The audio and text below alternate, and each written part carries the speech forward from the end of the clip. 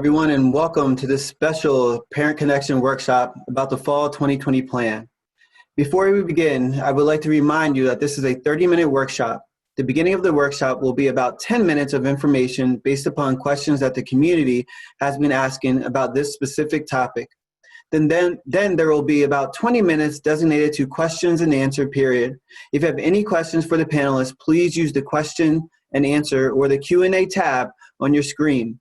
Please keep in mind that we may not have time to answer all your questions, but we will work hard to get to as many questions as possible. And remember to visit our FAQs on vbschools.com. My name is Dr. Admin Alexander. I'm the Director of the Office of Family and Community Engagement. I'm extremely excited to have our panelists today, Mr. Matt Delaney, Executive Director of Secondary Teaching and Learning, and Dr. Nicole DeVries, Director of K-12 and Gifted Programs. Thank you both for joining us today. They have joined us today to talk about the Gifted Academy. We hope that this information answers questions that you may have and provides you with additional resources to help you during this time. At this time, I'm going to turn it over to Mr. Delaney. Mr. Delaney, thank you for joining us, and the floor is yours. Thank you, Dr. Alexander. Good evening, and thank you for joining us. As Dr. Alexander shared, my name is Matt Delaney. I'm the Executive Director of Secondary Teaching and Learning. I'm glad to be joined by Dr. DeVries, who's the Director of Gifted Programs. This evening sessions will address our Academy programs and our Gifted programs along with ODS as we look at planning for the fall.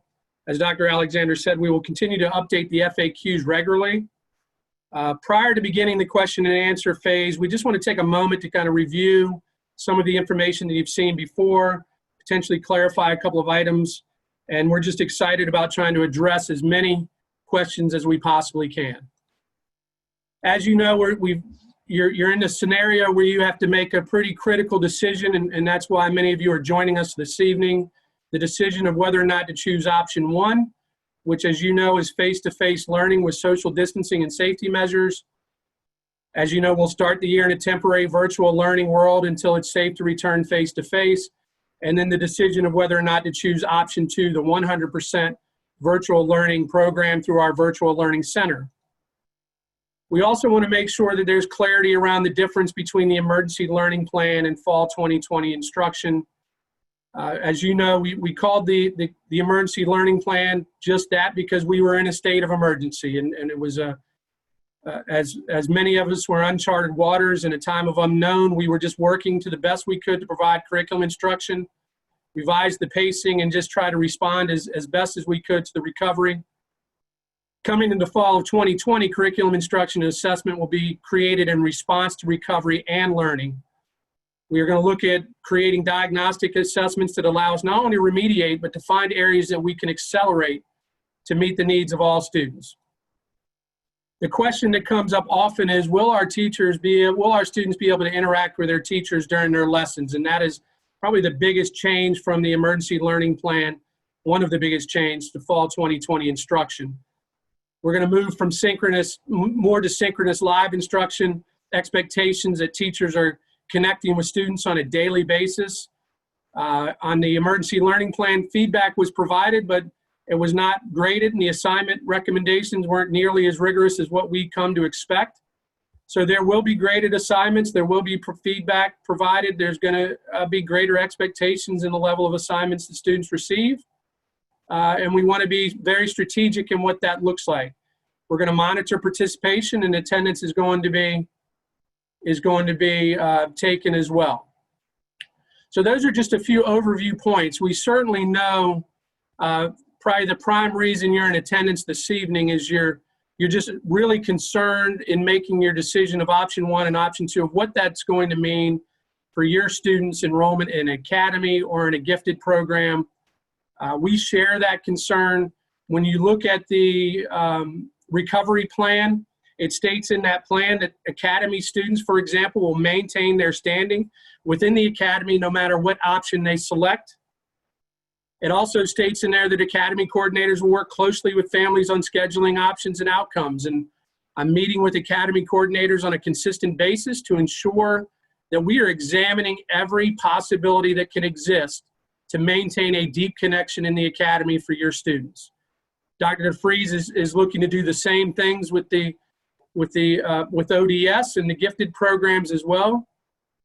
We just understand that this is a significant challenge as we look to reopen for the incoming school year. A driving force around the opportunities that we can offer are the decisions around the choices of option 1 and option 2. Once those enrollment patterns are established, we'll be able to provide more clarity in what are the potential ways that we can ensure that academy students, for example, are connecting with their academy teachers. What are ways that we can situate schedules that allow them when they return back face-to-face to maintain their programmatic development as they've had in previous years. I can say this with great confidence, and to be clear, there's many things as we've gone through this process that we can't say with great confidence, but one thing I can say with great confidence, the academy coordinators are truly committed to ensure that they are serving the students in their academies. They're extremely passionate about it. They want to serve, they miss their kids, they miss what they've been able to create through their curriculum and the unique experiences that exist in their individual academies, and they are anxious to try and see what they can do to assist their academy students in an environment that is completely unknown. And we're working through that currently. Dr. DeFries, if you'd like to share some of the things around the old donation program, and we'll start to look at the Q&A as we go through there. Sure. So I'll start with our gifted services and our comprehensive programs. I saw several questions address the same topic, being gifted identification specifically for first graders. So, and what that will look like. So will there still be gifted testing next year? How will students be identified? What will that look like? So we are currently working on a plan for gifted identification for this school year. We're going to follow the guidance from the Virginia Department of Education to do so. The timing of testing and the application due dates may be a little bit different than in years past. But there will definitely be an identification process that students will go through. We know that we post those dates and those general timelines on bbschools.com in September, so we will do that, so you can look there for that. We also know that face-to-face instruction plays a significant role in identifying gifted students, and because the gifted resource teachers and the classroom teachers use that face-to-face instructional time to, as they're delivering lessons, to really seek out gifted characteristics in students as they are participating in their work and the activities, answering questions so they could see the type of critical thinking that they're doing, etc. So unlike during the ELP, synchronous instruction, and when we talk about synchronous instruction in the virtual sense, we mean that where students and teachers are getting together on a virtual platform like Zoom, as we are now, in a live setting in real time. So unlike during the emergency learning plan, synchronous instruction is going to play a significant role in the overall instruction, and it will provide the gifted resource teachers in each school with the opportunity to deliver those face-to-face lessons, which they didn't have the opportunity to do in the spring, and seek out those gifted characteristics in students just as they would in a face-to-face environment. And this is really especially important in grades kindergarten and first grade prior to students being identified as gifted. So, so gifted identification will continue this year, as will ODS selection. So there will be applications that will be available beginning in September for that. So I'm going to, we've got some questions, Mr. Delaney, related to the academies, specific to Dr. DeFries, I did see a question with the academies regarding returning on the yellow, and as a specialized program that they were wondering if that individual, if those students are the ones returning on the yellow health metrics. And to clarify, the students on the secondary level that have been identified to return when we do go into the yellow phase are 6th graders and 9th graders, which would involve 9th grade academy students, but it would not involve all academy students returning at that time. So 10th grade, 11th grade, and our seniors would maintain staying in those staying virtual during that same time period. And that would also include 6th grade ODS students as well. Dr. DeFries, I see a question here around the academic arts at VB Middle. Will the child still get the academic advanced art learning if she's virtual? For option 2, if a student is choosing option 2 to be part of the virtual learning center, regardless of if they're at the Virginia Beach Middle School Art Academy or if they are a student at the ODS Brickell Academy, ODS, Dr. Hedrick and her administrative team at ODS, they also oversee the BBMS program, are committed again to ensuring that consistency exists. And so to the greatest extent possible, they certainly will ensure that students who are choosing that virtual learning option 2, that they are placed with those teachers in those classes to the greatest extent possible. If it's a class where there's some specialized equipment that's needed, or that might have to be modified in some way or may not be able to be offered, but students will not lose their standing in those programs throughout this year, even if they choose option 2, and we will make every attempt to meet the needs of those students and ensure that they're participating in the classes that are designed for them in that program. Dr. DeFries, a common question, and I'll answer this one that I see in many of our academy questions across the board is, will my child receive instruction from an academy teacher? In discussing with the academy teachers today and ongoing, we are going to do everything that we possibly can to connect them with their academy teachers. Those are unique curriculums. In some cases, that is the only teacher that teaches that course. It's the only teacher that's been trained in that curriculum. So our academy coordinators are going to work diligently to see where those possibilities exist, especially in those unique courses, whether it's in the IB program, the Legal Studies Academy, the Entrepreneurial Business Academy. All of our academies are going to look at ensuring that the opportunity can exist as possible to interact with that content expert in those academy classes. And that is one of our challenges as we move forward through the summer, is to make that a reality. And that is something that we're working diligently on as we look at student enrollment in both option 1A and option 2. Yeah, and the same thing for ODS.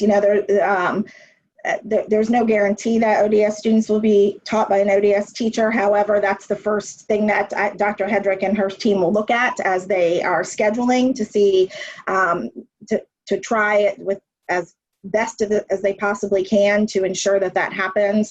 If by some chance an ODS student who chooses option 2 is not, if it's not possible to be with the ODS student, then that student, when choosing option 2, will still be clustered with other gifted students in the virtual learning center and receive gifted services through the designated GRT at the virtual learning center. And that GRT will still work closely with ODS to provide ODS students in the virtual learning center who might not be receiving instruction from the ODS teacher, optional enrichment activities that align to the instruction that's taking place in the ODS classrooms. Dr. DeFries, there's a question here about how will Governor School be handled if Norfolk goes back face-to-face prior to Virginia Beach? Yeah, so as you can imagine, Governor School services students from many school divisions throughout our area, so they have to ensure that they are trying to align the best they can to everybody's different plans. And though we all have similar plans, they all have their own nuances. So Governor School of the Arts will start the school year virtually for all of their students. They will continue to monitor plans of the school districts that they serve as we all move into the second quarter, understanding that some of our students will have already committed to virtual instruction throughout the first semester. So GSA has indicated that they will continue to serve those students virtually beyond the second quarter. And currently enrolled GSA students should have received, I believe last week, an email from GSA regarding the school's reopening plans. They have a document where it lays out that plan and the health and safety guidelines. So if you did not receive that, or if you need more information about that, please call or email GSA for that information. However, we do know at this point they will be starting virtual for all of their classes. I'm recognizing a tendency of questions around several questions again, and it was mentioned at the beginning that a student in an academy program, if they select option 2, will maintain their standing in that program. We will not be removing students from an academy program if they select option 2. Yeah. So I think we want to be very clear with that piece. At times there's information that may come out that is contrary to that. Our ultimate goal is to have our students maintain their connection to their academy and their academic standing. The manner in which we do that, we're going to have to get creative in many ways, and we're going to have to look at what possibilities exist throughout not only the start of the school year, but for the entire school year. We have to plan for what that may look like for the entirety of the 2021 school year. And the same, Mr. Delaney, is the same is true for our ODS students. So any ODS student that's enrolled in the Brickell Academy or the art and dance pullout programs who chooses option 2 will retain their seat. Also, I do want to address, I saw a couple questions specifically about the art and dance programs. So the art and dance pullout programs, instruction for students who opt into option 1 and option 2, those programs will take place virtually through the first semester. So any synchronous through both synchronous and asynchronous instruction. So any synchronous instruction will likely take place on Mondays, but as the school year starts and ODS is able to schedule those, they will be in touch regarding specifically what that schedule will look like. Dr. DeFries, as you can imagine, many of our ODS and academy families, but I'm seeing questions from several ODS that are just concerned about if their students going to school online, they're really concerned about them falling behind the regular ODS curriculum. Can you provide maybe some clarity there? So, yes. So if a child is choosing, if a parent is choosing to enlist their child in option 2, the virtual learning center, again, we can't guarantee that they'll be with their ODS teacher, but they will, ODS will try to the best of their ability to schedule that. If they're not scheduled with their ODS teacher, they will be receiving the VBCPS general education curriculum. But again, there will be a GRT assigned to the virtual learning center, and that GRT will be working directly with students. So they will be able to provide that differentiated instruction for students. They will be pushing into those synchronous classes. Gifted students will be clustered so that it will be easy for the GRTs to identify where their gifted students are and which classes to push into. They will be co-planning and co-teaching with the gifted cluster teachers. And at both the middle school and elementary school level, they will have some designated time that they will be required to kind of pull aside gifted students to provide some dedicated time specifically with them for some differentiated instruction and activities by way of enrichment activities that align to what they're currently learning in their classes. So for example, at the elementary level, a GRT, on a Monday might pull out their gifted first graders or gifted second graders, and for 30 minutes on a Monday and spend some designated time with them. So that does two things. That helps create that relationship, especially for new second graders who are newly identified gifted and coming into the gifted cluster for the first time.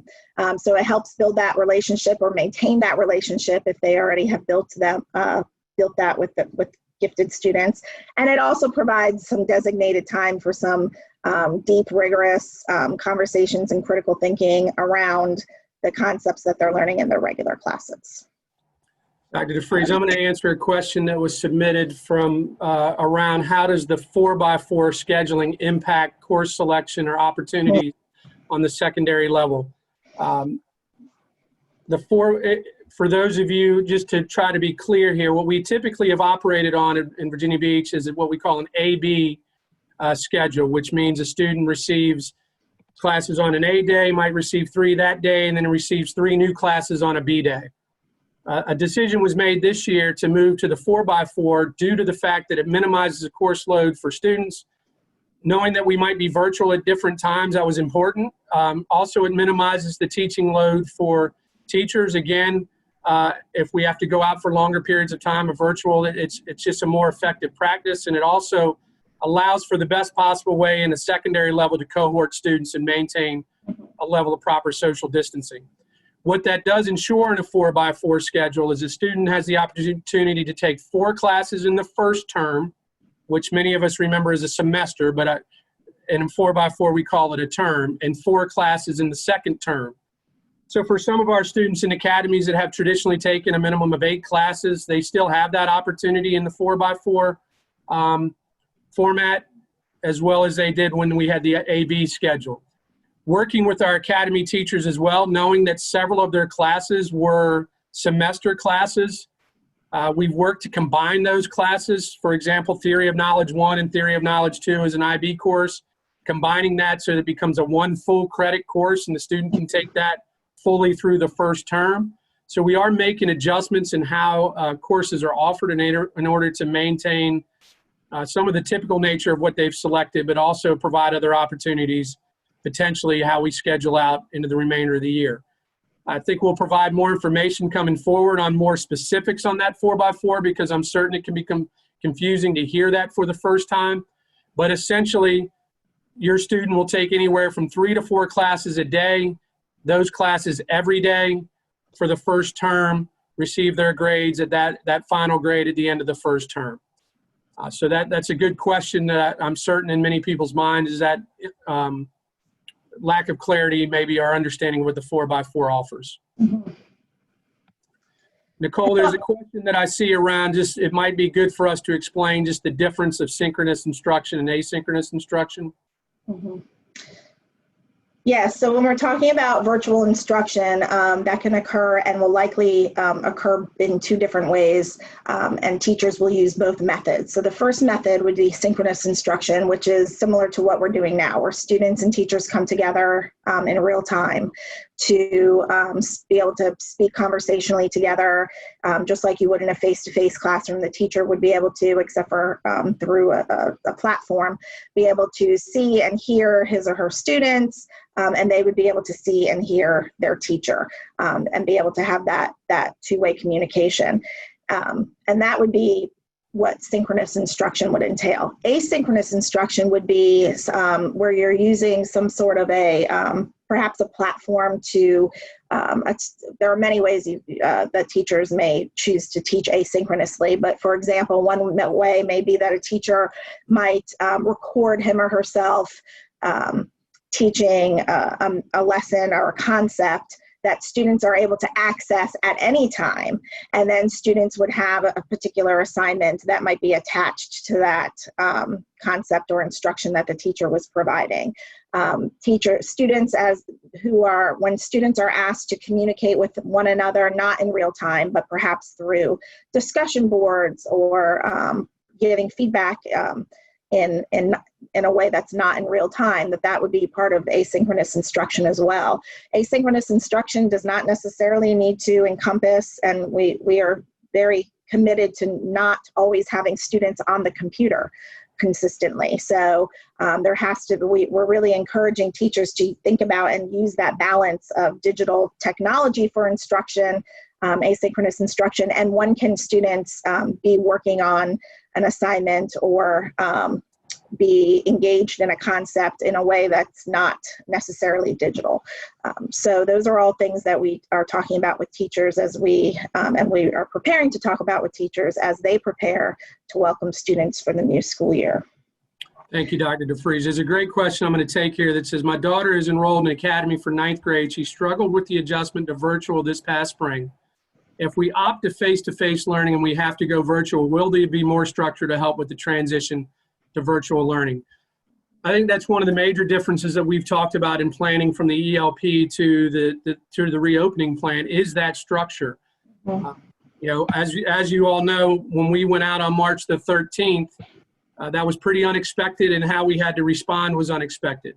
You can expect a firm schedule of when classes will begin and where the class will end. an expectation of when teachers will provide synchronous instruction to students, an expectation of their availability throughout that class period for students. We're working very hard on how do we create a better virtual environment to break up into small groups to create some collaborative discussion pieces. I know in speaking with academy coordinators, they are doing many things right now to try and connect their ninth graders virtually to their programs and start that culture building. One of the great things about the academies, and this is why we're adamant to try and ensure that they stay connected, is the cohort feel that academies provide, and students thrive on that piece of students with similar interests and similar similar interests, similar desires involving in areas such as law or math, science, and so on. So I think that transition piece is going to be addressed on the academy coordinator level, but also we are addressing that from an instructional standpoint in terms of clearly defined class period starts, endings, and support time for students as well. Mm-hmm. And, you know, Mr. Delaney, the same would be true for ODS students, whether they're, as you know, ODS spans from elementary school into middle school. So whether it's an elementary schedule or a middle school schedule, the same would be true. There would be designated times for students to log in synchronously with their students or with their teachers, as well as times when they would have designated work time to complete assignments and tasks. So it would be very similar across elementary and middle at the ODS school as well. I think we have time for one more question. And I don't know, Mr. Delaney, if you had something else you wanted to address in one final. Yeah, I think I would thank you, Dr. DeFries. I would like to address, and I know this is very quick, and I know that's difficult when we have so many questions submitted, that when this session follows and as you move into the day, talking to academy coordinators, they are reaching out. They've been doing it today, and I know they're going to do it tomorrow to engage with their families around the decisions around option one and provide specific details regarding their academy. My comment to them today is we are not in the business of saying we can't, we won't. It's not going to happen. We want to see where students are enrolled and then envision what the possibilities that may exist around that. I believe our academy coordinators and Dr. Hedrick at ODS are committed to doing those things. We just ask for the ability for us to work through those possibilities. But academy coordinators are looking forward to interacting with their families and ensuring that they can give them the best information. As I scrolled through many of the questions, they were specific to those academies, and I think it's important that you reach out to those coordinators to get assistance around those questions. Well, thank you, Nicole, and thank you, Matt, for your time and answering these questions. I know our audience really appreciates it, and hopefully it gave them a little bit more peace of mind as we move forward into this process of starting our fall of the 2020 school year. Please tune in. We have another Parent Connection series starting at 6:30, Technical and Career Centers, hosted by Mr. Delaney again, as well as Sarah Lockett, the Director of Technical and Career Services, Technical and Career Education, Mr. David Swanger, Director of the Technical and Career Education Center, and Mr. Michael Taylor, the Director of Advanced Technology Center. These panels will join us in a few minutes to talk about the Technical Career Center. And join us on Thursday for our second VB Safe Together community chat with Dr. Lakeisha Parrott, discussing the global crisis of homelessness and how our city and school division continues to address the needs of citizens without adequate housing and resources, as well as the Project Hope program. Thank you again, everyone, for your time, and we appreciate it. Be safe.